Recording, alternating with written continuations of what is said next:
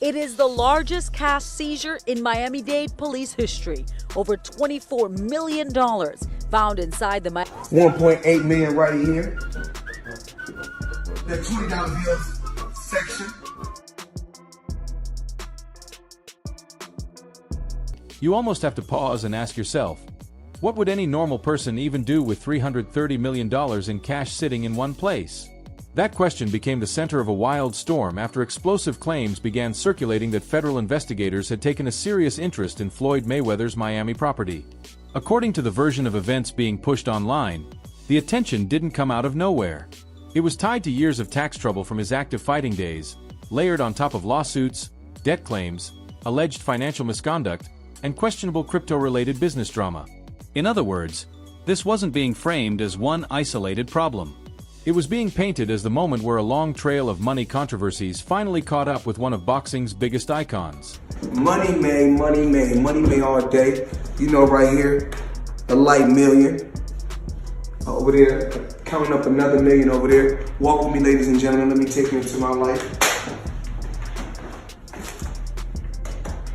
So Andrew Jackson, of course, is on the 20. Benjamin Franklin right here. You know, money made all day. We in the bank, doing what we do best, counting money. The story gets even more dramatic from there.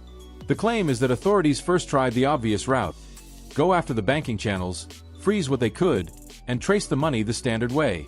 But according to the rumors now spreading, that strategy supposedly hit a wall because Floyd allegedly keeps only a very small portion of his wealth sitting in regular bank accounts. That is where the narrative takes a cinematic turn. Once financial access became difficult, attention reportedly shifted to his homes in Miami and Las Vegas, with the idea being that the real secrets might be hidden behind doors, walls, or private compartments rather than inside a conventional account. cash was behind this wall in the attic, packed in orange Home Depot buckets, 150 grand in each. And if the online version of the story is to be believed, his Las Vegas home didn't offer nearly as much as investigators expected. Since Vegas was reportedly the place where he spent more of his time, people say it was cleaner, tighter, and less revealing. But the Miami mansion? That's where the rumors claim things turned shocking. According to the most dramatic retellings, investigators allegedly uncovered a highly secured hidden room, one so tightly protected that it reportedly took hours to open. That single detail is what transformed the story from a financial controversy into a full-blown internet spectacle. Because once people hear secret room, their imagination takes over instantly. Money made, that's all I do is get money. Today is a rose gold day, as you can see. The story only gets bigger from there. According to those claims, everyone on the property, from security personnel to workers, was reportedly detained or questioned while authorities tried to figure out who knew what and who could gain access. And the craziest part of the rumor is this: no one allegedly admitted knowing how to open the room. That detail alone made the whole thing feel like something out of a crime thriller. After repeated attempts and intense effort, the room was supposedly forced open, and what investigators allegedly found inside was enough to leave everyone stunned. Huge amounts of cash stacked so heavily that, according to the story, it could not even be removed from the house in one clean sweep. The $20 bills section. We like to call this the Andrew Jackson section, but I like to call it wallpaper. 200,000 in 20s. Meanwhile, in the middle of all this noise, Floyd Mayweather himself was nowhere to be found, at least according to the version spreading online. That absence only made the whole thing look even more suspicious to the public. The story claims the house was eventually locked down, the people inside were removed, and the property was left under watch while investigators examined not only the cash but also documents allegedly found inside. Those papers, people say, raised even more questions and may have pushed the situation beyond a financial inquiry into something far more serious. Since then, the loudest rumor has been that Floyd was called in for questioning but has not directly responded in any official way. And whenever silence follows claims this explosive, the internet always assumes the worst. Like 1.8 million, you know how it is. Check it out. Let them know it's all hundreds. Money made. That is exactly why so many fans immediately jumped online and started adding fuel to the fire. Some mocked the entire situation and joked that Floyd had been caught red-handed with mountains of suspicious money. Others went even further, claiming he probably had fake cash mixed in with the real thing. Social media instantly did what it always does, turned a serious allegation into a viral circus. People joked that the king of cash had finally been trapped by the same money image he spent years building. Some laughed at the thought of hundreds of millions being hidden away like a movie plot. Others said the whole thing sounded like Floyd had been watching too many heist films and started believing he could live outside the rules forever.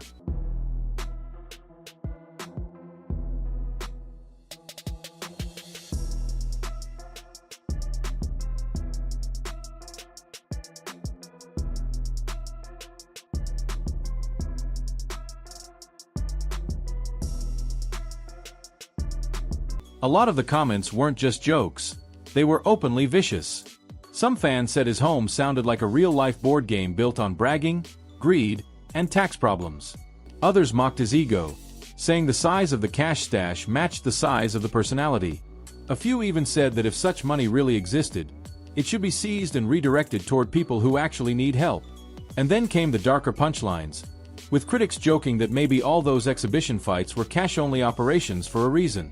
The internet has a brutal way of turning rumors into entertainment, and in Floyd's case, years of public flaunting made many people feel he had invited that reaction onto himself. Of course, in this world, I don't always play into, worry about what anyone says about me. Mm-hmm. But I wasn't doing nothing today. I said, let me have some fun. Let me play with the people. Yeah. And, actually, man, something I want to show you. Mm-hmm. Let me show you something. Okay. I like being educated. Okay. Man, one thing. What makes the backlash so intense is that Floyd has spent years proudly presenting himself as a man who doesn't just have wealth. He performs it. He built an image around visible luxury, from private jets to impossible watch collections to oversized bags, custom accessories, and tables covered in money. In one of his recent flex-heavy posts, he reportedly showed off a rare Arnold Schwarzenegger watch, what he called the biggest Chanel bag in the world, and piles of cash laid out in a way designed to remind the public exactly who he believes he is. That has always been Floyd's style. If you doubt him, he answers not with subtlety, but with a bigger flex. Just really show account numbers. But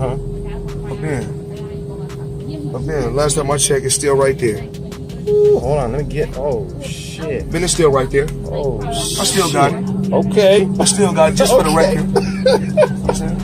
I still got it just for the record. Okay. Damn. Shit could be bullshitting. Still got it just for the record. I still got the 100. Still got 100 million I ain't never even touched. That's just for the record. He even doubled down on the caption, delivering one of those classic Mayweather-style statements that mix defiance, pride, and provocation all in one breath. The message was clear.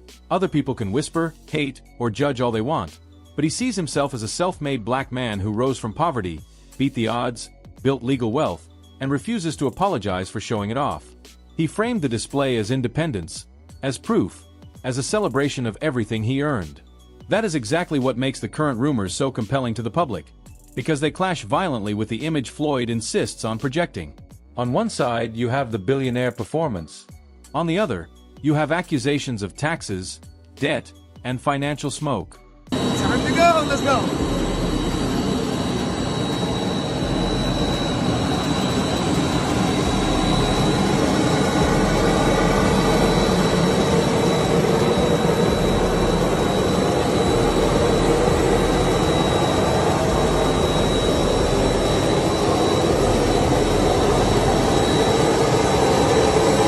Man. It's just for the record. That's just for the record.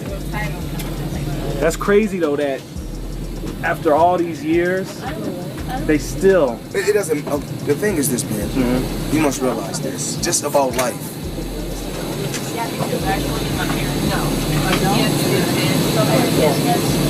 The thing is this.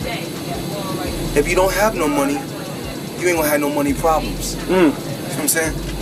For you to even have any. And Floyd didn't stop there.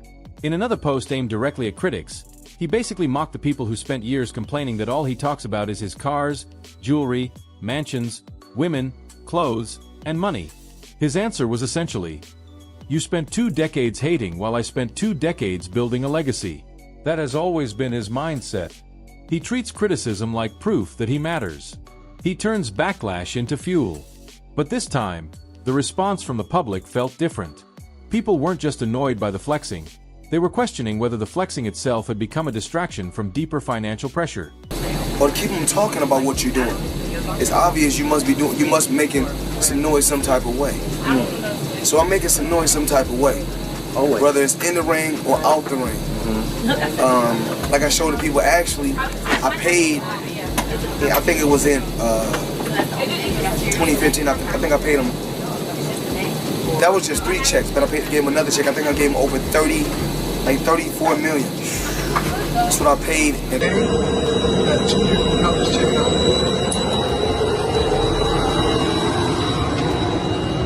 So go down here. Look at the color up top. Time for me to go to bed. Time for me to go to bed. I'll see you guys when I land. The photos only intensified that reaction. At one point, he reportedly posted huge wads of cash spread across the floor, the kind of image designed to scream abundance. Then came the airport shot, where he stood near his custom private jet, silver and gold details shining, TMT stamped proudly on the back wing, and Mayweather emblazoned on the side. In that moment, he delivered one of the most classic Floyd lines imaginable, bragging that it wasn't bad for a high school dropout. To supporters, it was inspirational and bold.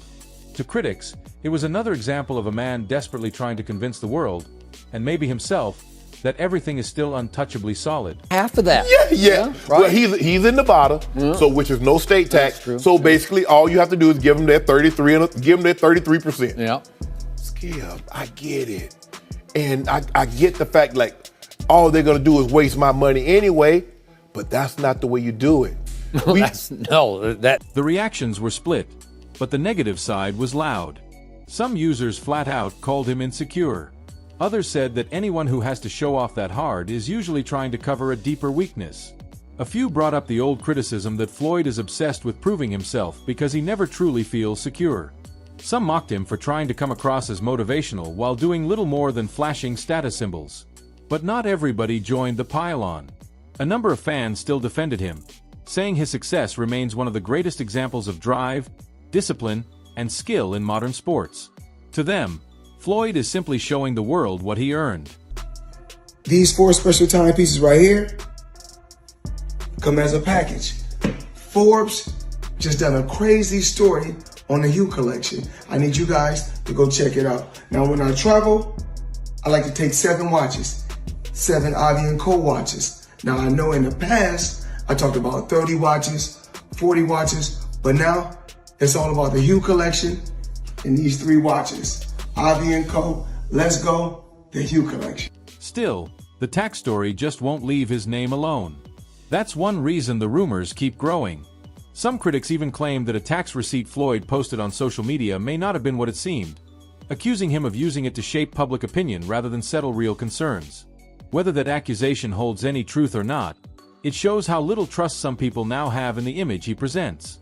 Once the public begins doubting not just your words, but your paperwork, every post becomes part of a bigger trial in the court of online opinion. This is wild. Yeah. Well, and not to mention that could be proven, right? You just take the camera. You don't have to tell the audience it's sold out. Just take the camera and show us if it's sold out. I mean, it's as simple as doing that. Can I tell you one that's interesting? Floyd Mayweather, just before he came Floyd, he was Pretty Boy Floyd, in fact, at the time. The year was 2005. Portland, my hometown, and he fought Sean Bay Mitchell, who was a former world champion. So they fought the tassel shorts. Yep, that's exactly right. Yeah. Good memory, by the way. Guzman promoted that. To be fair, Floyd's money story is enormous. He is widely recognized as one of the richest athletes ever, and over the course of his boxing career, he earned staggering fight purses that most competitors could never dream of.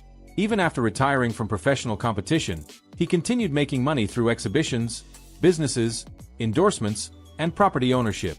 That is why the contradictions are so fascinating. On one side, you have a man with a lifetime of giant earnings and a history of generating huge revenue. On the other, you have recurring tax issues, debt stories, and accusations that keep resurfacing no matter how many cars, jets, and watches he posts. We had to pay, cut a $100 million check to the IRS. Yeah. Give him $100 million.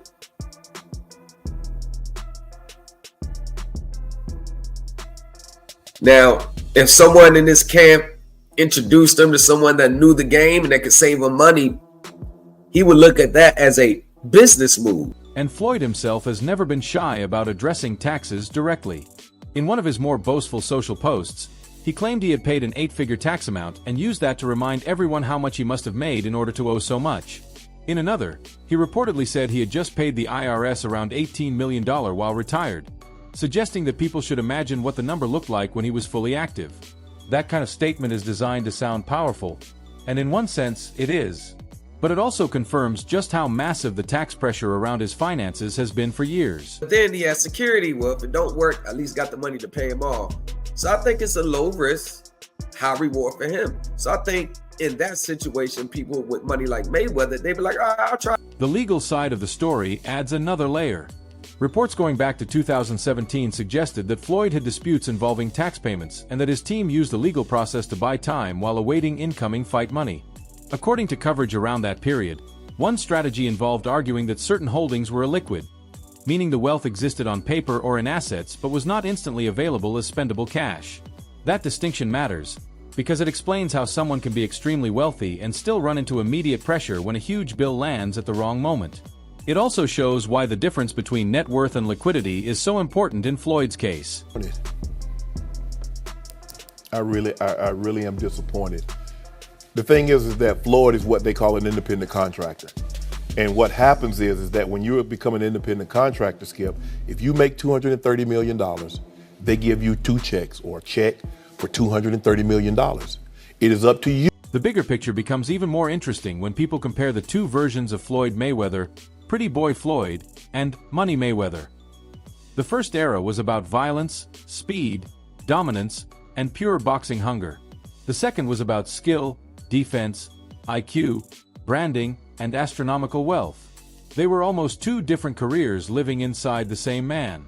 In the Pretty Boy days, he was still rising, still proving himself, still making good money, but not operating like a global luxury empire. In the Money Mayweather years, the checks got bigger, the image got louder, and the entire character transformed into something much larger than sport. That transformation made him iconic, but it may also be what made the later financial controversies so explosive. That he would have taken this fight anyway. It's hard to turn down $200, $300 million, Skip. But it looks to me that a major driving force between him, because I always thought it was Conor that wanted the fight. He wanted the big payday. Yep.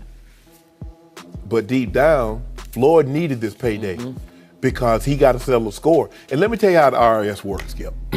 Bone referred to the person as Suge, and the judge indicated there was case law that said a unique name could be the basis to prove identity. And the case he showed, I think, is different than what the law is. I mean, it's a very limited circumstance when that was admissible. And the cases we pointed out to him said that's not the case here. So that's a change of circumstance, in our opinion. So we wanted the judge to. In the end, that's why this story hit so hard. Floyd Mayweather is not just another retired boxer being accused of money problems. He is the athlete who turned wealth into identity, flexing into branding, and financial power into performance art. So when rumors spread about IRS trouble, hidden cash, questionable documents, secret rooms, stalled payments, and legal maneuvers, the public doesn't treat it like a routine tax story. They treat it like the possible unraveling of an empire built on the promise of endless money. Whether every viral claim is true, exaggerated, or totally false, one thing is certain: the legend of Money Mayweather is now being judged not only by what he earned in the ring, but by what the world believes happened to that money after the final bell.